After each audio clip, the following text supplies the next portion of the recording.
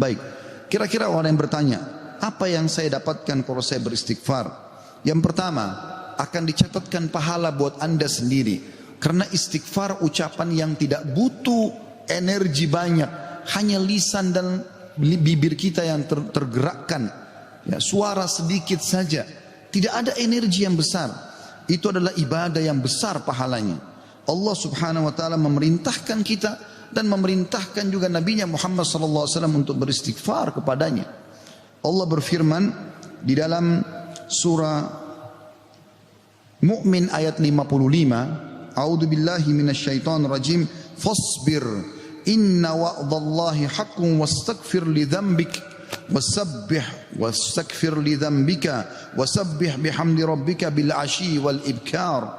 Maka bersabarlah kamu, hai Muhammad dan pengikutmu, dalam melalui kehidupan dunia dengan segala macam cobaannya. Toh ada kehidupan akhirat yang akan abadi dengan nikmat.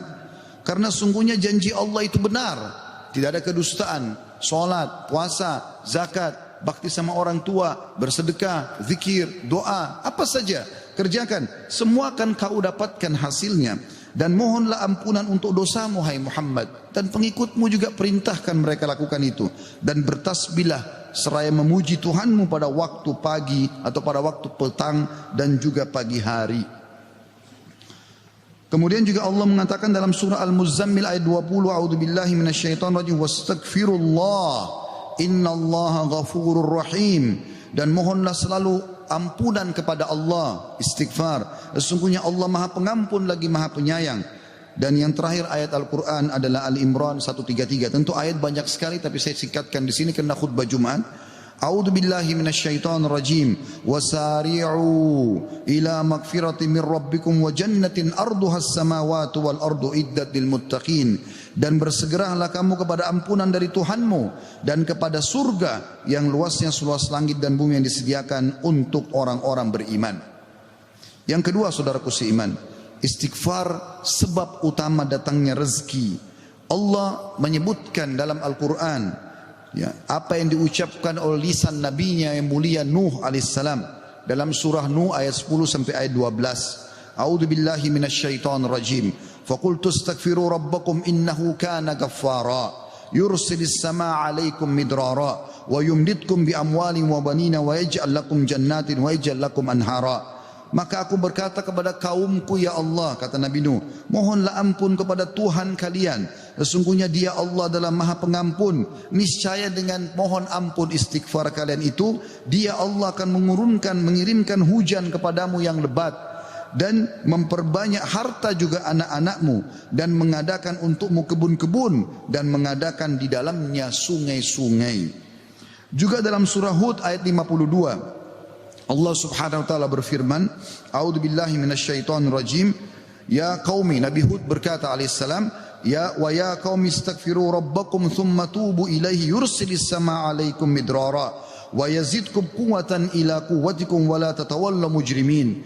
Hai kaumku, kata Nabi Hud alaihissalam, banyaklah mohon ampunlah kepada Tuhan kalian dan bertobatlah kepadanya. Niscaya pasti dengan istighfar dan tobat kalian Dia menurunkan hujan yang sangat deras atasmu. Maksudnya subur, hujan bukan mematikan tapi membawa berkah.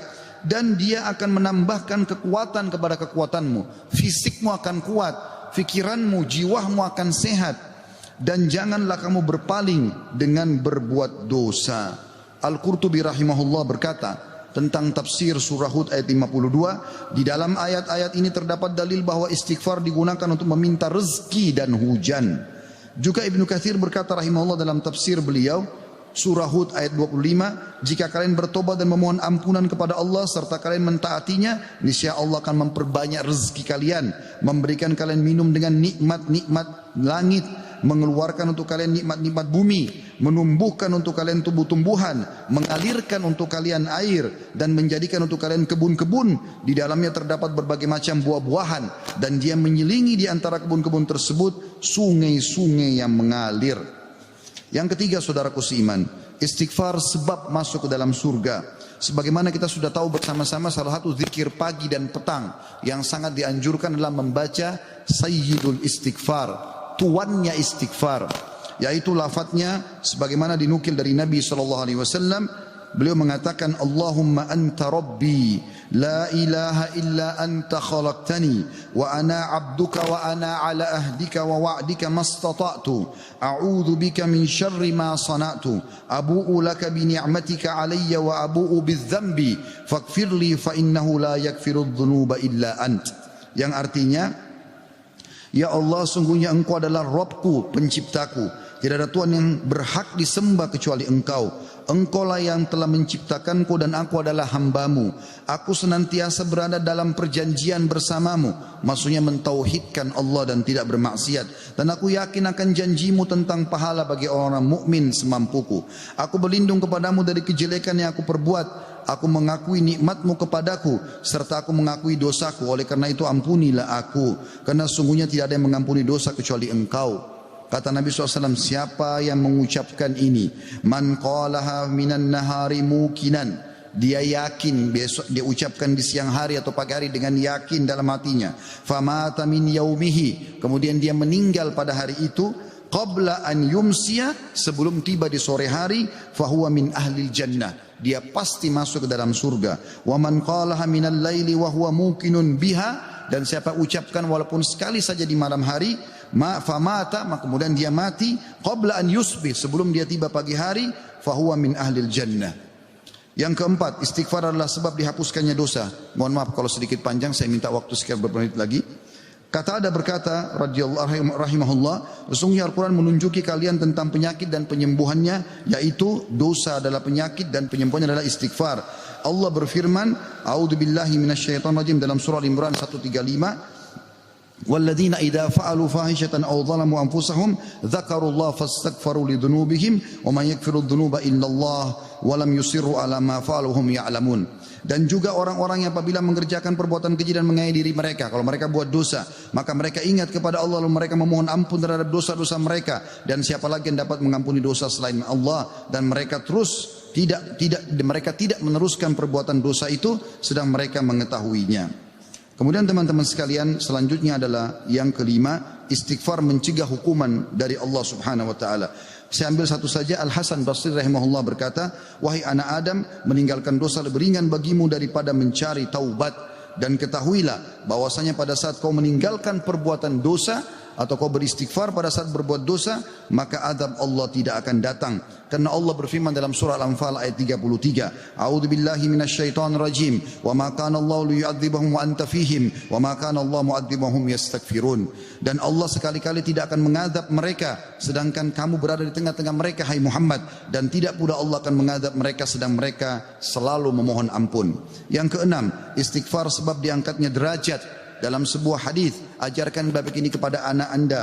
Dalam hadis riwayat Ahmad dengan sanad hasan, kata baginda Nabi SAW, Inna Allah Azza wa Jalla yarfa'ud darajati lil abdi salihi fil jannah, fayaqulu ya Rabbi anna li hadhihi, fayaqulu bistighfari waladika lak. Sesungguhnya Allah yang maha suci dan maha tinggi mengangkat derajat seseorang hamba saleh di surga, sehingga dia bertanya, yang sudah mati diangkat derajatnya tinggi di surga. Hamba ini bingung, dia tidak pernah merasa berbuat amal yang bisa membawa dia ke derajat itu. Lalu dia bertanya, wahai Rabbku, dari mana nikmat ini hamba dapatkan? Maka kata Allah SWT, dari istighfar anakmu untukmu. Yang ketujuh, istighfar adalah sebab disucikan hati. Sebagaimana Nabi SAW bersabda, innal mu'mina idza adzamba dzamban kanat nuqtatan sauda'u fi qalbihi. Kalau seorang mukmin berbuat dosa akan menjadi titik hitam dalam hatinya. Fa in taba wa naza wastaghfara su'ika qalbuhu minha. Kalau dia bertaubat kemudian dia beristighfar kepada Allah, meninggalkan dosanya, maka akan diangkat noda hitam itu dalam hatinya. Fa in zadat hatta taglufa qalbu fadzalika ar-rana alladhi dzakarahu Allah fi kitabihi kalla barrana ala qulubihim ma kanu yaksibun. Dan kalau seandainya dia bertaubat dan meninggalkannya serta beristighfar, hatinya kembali bersih darinya, dan kalau dia tambah melakukan dosa, maka bertambah pula titik hitam itu sampai menutupi seluruh hatinya.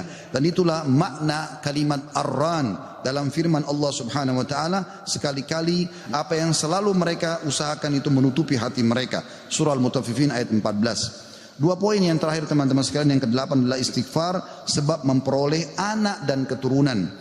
Dinukil dalam sebuah riwayat disebutkan oleh Abu Hanifah rahimahullah dalam musnadnya, bahwasanya seseorang datang mengeluh dari Jabir bin Abdullah radhiyallahu anhu, seseorang mengeluh kepada Nabi SAW lalu berkata, ya Rasulullah, ya sesungguhnya orang semua punya anak tapi aku sendiri yang tidak punya anak. Maka kata Nabi SAW, mana kau dari dua senjatamu, memperbanyak sedekah dan istighfar, maka dengannya kau akan diberikan rezeki.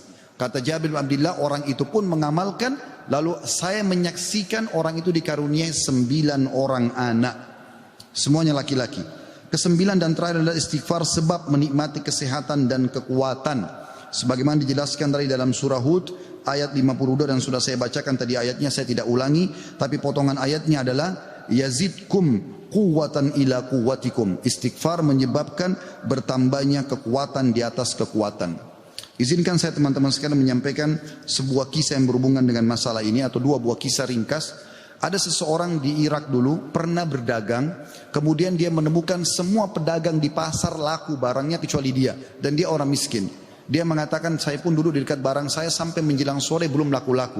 Maka tiba-tiba saya mengingat firman atau sabda Nabi SAW, man aksara istighfar, siapa yang memperbanyak istighfar, ja'alallahu lahu min kulli hammin faraja, Allah akan berikan kelapangan dari setiap kesedihannya, wa min kulli dikin makhraja, dan jalan keluar dari setiap masalahnya, dan juga razaqahu min haitsu la yahtasib, maka Allah akan berikan rezeki dari tempat tidak disangka-sangka. Maka dia bilang, saya pun beristighfar kepada Allah, dan terjadi satu keajaiban yang luar biasa. Ternyata datang kepadaku hampir seluruh pedagang pasar datang, dan mereka memperebutkan barang daganganku. Terakhir kisah seseorang yang bernama Abu Yusuf, saudaraku seiman, di musim haji, seorang syekh, dalam kisah yang tidak disebutkan namanya siapa, sedang menyampaikan masalah istighfar. Datang seseorang setelah pengajian bernama Abu Yusuf lalu berkata, Syekh, saya ingin bercerita tentang manfaat istighfar yang Anda sampaikan tadi. Kata syekhnya, silakan. Dia bilang, saya menikah bertahun-tahun tidak punya anak sama sekali, dan saya sama istri saya sedih. Lalu satu waktu saya pernah mendengarkan sebuah siaran tentang makna, ya, firman Allah SWT surah Nuh ayat 10 sampai ayat 12 tadi sudah saya bacakan ayatnya, bahwasanya orang kalau istighfar akan diturunkan hujan dari langit, diberikan keturunan dan juga harta. Lalu saya mengatakan kepada istri saya, wahai Ummu Yusuf, ayo kita istighfar, sudah bertahun-tahun kita berusaha berobat sana sini tidak punya anak. Maka dia sama istrinya mengatakan, kami pun beristighfar tidak mengenal waktu, tidak mengenal tempat kecuali di WC. Kita tidak baca di WC, di tempat tidur, di ruang makan, di halaman, selalu baca. Dan subhanallah, kata dia, Syekh, bulan itu Ummu Yusuf hamil dan lahirlah Yusuf. Begitu selesai hamil, lagi masa nifas, saya bilang, Ummu Yusuf, kita sudah bertahun-tahun tidak punya anak, ayo kita istighfar kepada Allah untuk anak yang kedua. Kata dia, Anda tahu Syekh, selesai nifas Ummu Yusuf hamil dan kami dapat lagi anak kedua, dua-duanya laki-laki. Setelah anak kedua lahir, di masa nifas saya bilang lagi, wahai Ummu Yusuf, kita beristighfar kepada Allah untuk anak yang ketiga. Maka saya sama Ummu Yusuf beristighfar yang ketiga, dan ternyata selesai masa nifas hamil dan juga melahirkan di tahun ketiga anak laki-laki yang ketiga. Kata syekhnya, semoga Allah berkahi. Itu betul-betul firman Allah. Allah mengatakan Allah tidak akan pungkiri janjinya. Dia mengatakan, belum selesai kisah saya Syekh. Setelah itu Ummu Yusuf berkata, wahai Abu Yusuf, kita berhenti dulu istighfar untuk mohon anak, istighfar untuk yang lainnya, tapi permohonan anak berhenti dulu sampai anak-anak besar. Kami sepakat 2-3 tahun kemudian saya mengatakan, Ummu Yusuf, sekarang saatnya kita minta agar Allah berikan kita anak perempuan yang cantik dan salihah. Maka kami pun beristighfar, dan ternyata Ummu Yusuf hamil, dan sekarang saya di musim haji, wahai Syekh, sedang datang bersama Ummu Yusuf yang baru saja melahirkan bersama dengan bayinya, bayi perempuan.